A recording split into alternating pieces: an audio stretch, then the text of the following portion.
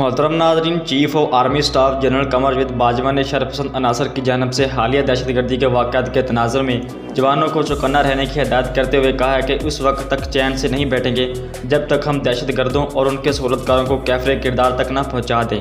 पाकिस्तान और अफगानिस्तान दोनों मौजूदा हालात में किसी बदअमनी और इंतशार के मुतहम्मिल नहीं हो सकते, क्योंकि इसके नतीजे ख़तरनाक होंगे। हमारे दिल पहले भी साथ धड़कते थे और अब भी हम आपस में जुड़े हुए हैं। हम आने वाली नस्लों को एक महफूज, मुस्तकीम और खुशहाल पाकिस्तान देने के लिए कोशा हैं। सरहदों की हिफाजत और बॉर्डर मैनेजमेंट सिस्टम पाकिस्तान के अमन के अज़म की हकीकी अक्कास है। आर्मी चीफ ने हालिया दहशतगर्दी के तनाज़ुर में जवानों को चौकन्ना रहने की हिदायत भी किया है। आर्मी चीफ का मज़ीद कहना था कि 16 दिसंबर 2014 को APS पेशावर में मासूम बच्चों को टारगेट किया गया।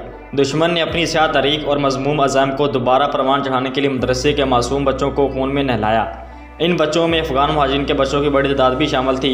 हम हमेशा अपने अफ़गान भाइयों के हर दुख और सुख में शरीक हैं। यहाँ उस्तादा, बच्चों और ख़ानदानों का दुख बांटने आया हूँ। हमारा कल भी दुख मुश्तरका था और आज भी। उन्होंने कहा कि दुश्मन कल भी वही है और आज भी वही है। हम डट कर मुकाबला करेंगे। दहशतगर्दों का कोई मज़हब नहीं होता। मदरसे से दुश्मनी दरअसल इस्लाम से दुश्मनी है।